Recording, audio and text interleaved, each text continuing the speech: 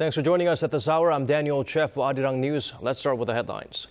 Although MERS-related deaths in Korea is up to 24, the health ministry notes that Korea experienced its lowest daily increase of patients since the outbreak was first confirmed on May 20th. During Friday's interpellation session, lawmakers were asked about Korea's foreign policy strategies for dealing with China and the U.S. This comes as competition intensifies between the rising Northeast Asian powerhouse and the traditional global superpower. Looks like Korea could be exporting some more cars, auto parts and electronics goods, and importing more coffee and fruit as Korea opens free trade talks with 6 Central American nations. In news that may ease some public fear, just one additional MERS case was confirmed overnight while hundreds were released from quarantine. For more on the latest MERS situation here in Korea, we connect to our Kim Min-ji at the news center. Min-ji? Daniel, only one new case was confirmed today, and health authorities now assess that there will be a decline in cases from this point on. According to the health ministry, the number of confirmed MERS cases now stands at 166. The new patient contracted the virus after caring for a family member at Samsung Medical Center. Now, this marks the lowest daily increase in the number of patients since the outbreak here was first confirmed on May 20th. One death was also confirmed overnight, raising the death toll to 24.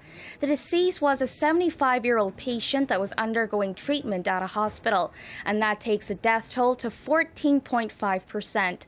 As of now, nearly 800 people have been released from quarantine, which is down about 12% from the previous day, bringing the number of those quarantined to 5,930.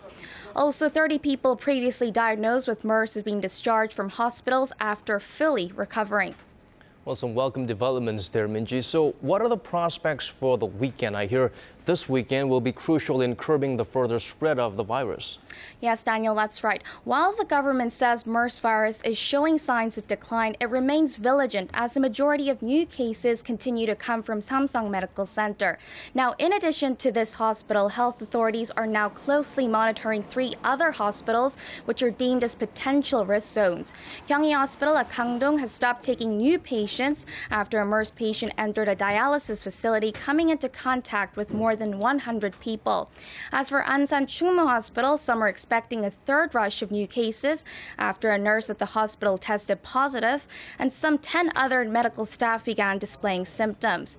And in the hospital in Busan, MERS patient number 143 is reported to have come into contact with other patients and hospital staff. Now, officials say if the super spreaders and virus are contained at these hospitals, it is likely the MERS cases will start to dwindle. Back to you, Daniel. Thank you so much for that report, Min-ji. Well, tomorrow will mark 1 month since the outbreak of MERS here in Korea. Our Kim Ji-yeon reports on the lessons learned on preventing the spread of similar infectious diseases in the future. It's unusual to witness so many pedestrians wearing face masks in this summer heat and to see the normally bustling shopping districts of Seoul empty. During the past month or so, the MERS outbreak has had a considerable impact on the daily lives of the public, as well as raised its awareness of disease control and prevention. Some of the lessons learned include recognizing the importance of early detection and containing the spread of a virus. The doctor that treated the country's first MERS patient failed to promptly report to health authorities due to the lack of information on the virus itself. It took 9 days to finally confirm that the patient had contracted MERS after initially experiencing symptoms on May 11th. During that period, a number of people sharing the same facility were exposed to the MERS virus. However, due to the lack of a comprehensive epidemiological investigation, only 64 people were quarantined at the time, with many, including patient 14, going undetected. Patient 14 became a super spreader responsible for tertiary infection at the Samsung Medical Center in Seoul, acknowledged as a virus's epicenter. The unique Korean hospital culture where family members commingle in the hospital wards has also been cited as one of the main factors contributing to the spread of the virus. Kim Ji-yeon, Arirang News.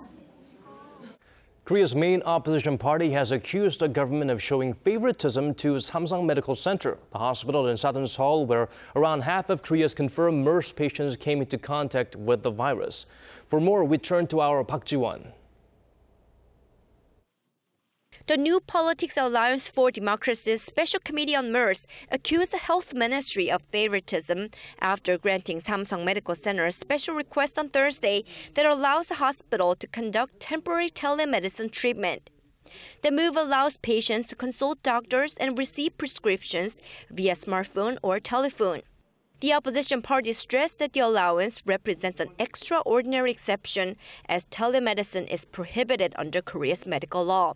Korea Medical Association also expressed concerns over the government's show of special favor. In its press release, the Doctors Association said the safety and effectiveness of telemedicine has yet to be proven and that the government should protect the public's health within the boundaries of the law. The MPAD felt the government's granting of the request was unwarranted, especially since the hospital contributed greatly to the spread of the virus. A whopping 82 people of the confirmed 166 cases came into contact with the virus at the Samsung hospital, which accounts for nearly 50% of the total number of MERS patients in Korea. There's no question that this hospital is a prestigious one, as doctors at this center diagnosed the country's first MERS patient in mid-May. However, it has become the epicenter of the MERS outbreak, with the failure to isolate another MERS patient in late May after a misdiagnosis of pneumonia. The opposition MERS committee claimed that the government's initial failure to reveal the list of hospitals treating MERS patients was an attempt to protect the private hospital at the expense of the public's health. Currently, the health ministry is checking up on an estimated 42,000 people who have either visited or stayed at the Samsung Medical Center during late May and early June, the peak of the MERS outbreak. Park Ji-won, Arirang News. On the first day of the four-day interpellation session at the National Assembly on Friday, lawmakers questioned the government on South Korea's foreign policy towards China and the U.S., some even labeling President Park Geun-hye's unification policies as too many words with not enough action. For more, we turn to our Kim Young-gil. Rising China as a regional power in Northeast Asia was a major concern for lawmakers. With heightening competition between China and the U.S., they questioned South Korea's foreign policy strategies in dealing with the two superpowers. I believe our foreign policy strategy is to seek strategic cooperation with China on top of a strong alliance with the U.S. Do you agree, Minister? We do not see our bilateral relations with China or the U.S. as a zero-sum game. Our relations with the two countries will develop harmoniously. A strong U.S. alliance will be the basis, followed by continued progress in bilateral relations with China. Minister Yoon Byung has said South Korea's interest was to continue constructive relations with both China and the U.S. for the purpose of maintaining peace and stability on the Korean peninsula. Lawmakers advised Yoon to make efforts to normalize strained diplomatic ties with Japan when he visits Tokyo this coming Sunday. Opposition lawmakers also criticized the current administration's lukewarm response to North Korea's recent statement that Pyongyang was open to holding talks with Seoul. With such rare statements, we must increase contact with the North, including the option for summit talks. What do you think? It is time for the South and the North to hold talks. The government is more than willing to hold substantive dialogue without conditions attached. We are willing to hold talks whenever it is necessary. Lawmakers said the comprehensive dialogue should include the possibility of lifting the so-called May 24th measures, which bans all inter-Korean exchanges. Seoul leveled a set of sanctions against Pyongyang in 2010 after the South Korean warship Cheonan was sunk by North Korean torpedoes.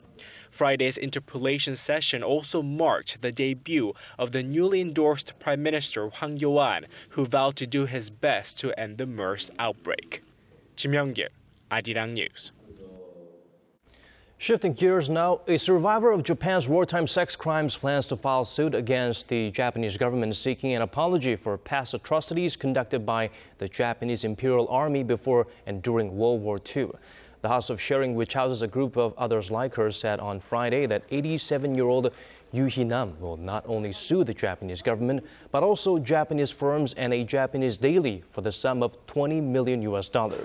The The firms she filed suit against are known to have mobilized millions of Koreans for forced labor. The Japanese daily Sankei Shimbun referred to the comfort women as prostitutes in its articles. You will try to convince the California District Court that the sexual enslavement was a crime against humanity. The House of Sharing has failed once in previous class action suit against Japan in the year 2000. Korea's Finance Minister Choi Kyung-hwan says the government will pour in more efforts on reviving the economy in the second half of this year. At a meeting with Korea's major economic think tanks on Friday, Choi said the government will comprehensively evaluate the country's current economic situation. And if necessary, he said the government will prepare sufficient measures to get the country's economy back on track. These measures will include policies related to macroeconomy, exports and investment, as well as structural reform. He added that the country's economic recovery will heavily depend on how the MERS outbreak is contained. Korea has initiated talks to ink a new free trade deal with 6 countries in Central America. While they might be small in terms of geographical size, Seoul has identified the region as an area with the potential for explosive growth. Our Song Ji-sun reports. It may seem like a small market, but its value and growth potential means there is more to the region than meets the eye. Korea's Trade Ministry started free trade talks with 6 Central American nations in the U.S. city of Houston on Thursday local time. If sealed, Korea will be the first Asian country to have an FTA with the 6 Central American nations, giving Korean products an edge over rival exporters like Japan and China. With their geographical location, these countries, Costa Rica, El Salvador, Guatemala, Honduras, Nicaragua, and Panama, act as a trade bridge linking North and South America.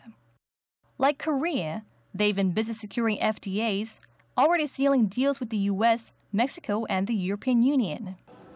The combined GDP of the 6 countries stands at just over $200 billion, a similar level to that of Peru, and their combined population is 44 million.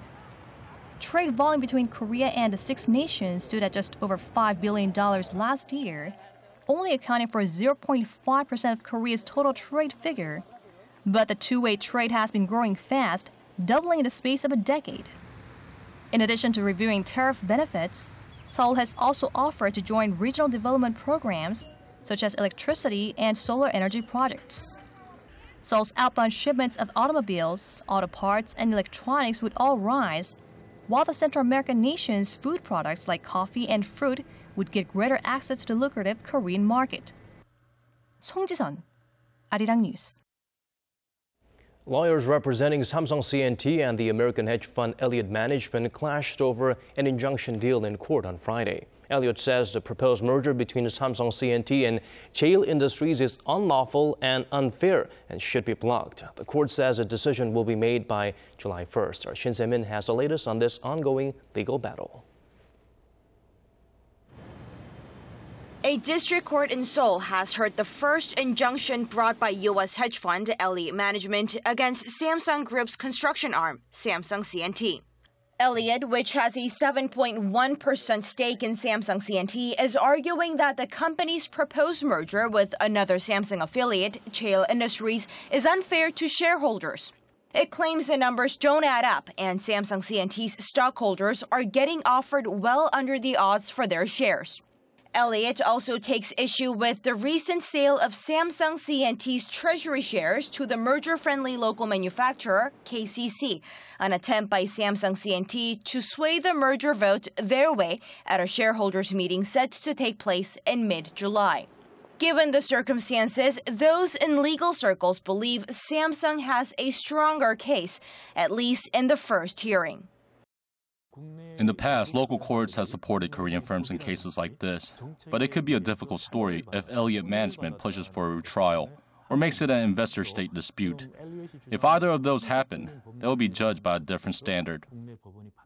He said Samsung C&T's board of directors could be seen as putting the generational power transfer taking place at the top of Samsung Group ahead of the interests of their own shareholders. Experts say one of the lessons Korean conglomerates should take away from Samsung's legal battle is that the corporate governance should most importantly reflect the interests of their shareholders, something that many family-driven businesses need to make way for. Shin Se-min, Arirang News. Gangnam Style and kimchi are just two of the products that hog global spotlight, thanks in part to Hallyu, or the Korean Wave. The Ministry of Culture, Sports and Tourism launched a Hallyu planning body comprised of civilian experts, 6 government ministries, and 3 major TV networks and entertainment agencies such as YG Entertainment, in efforts to further promote Hallyu to the world. The first planned event in the agenda is a K-pop concert in Poland next month, followed by other projects that include an exhibition of Korean products and a Korean Wave Expo set to take place respectively in Shanghai and Dubai in the upcoming months. About 20,000 nurses from more than 130 countries are gathered in Seoul for this year's International Council of Nurses Conference. While the focal point of the conference will be the global nursing community joining efforts to ensure health and safety around the world, it should be interesting to see what speakers like the WHO Director General Margaret Chan will have to say about the MERS outbreak in Korea. Arirang TV will bring you live coverage of the opening of the global event from just before 6:30 p.m. Korea time.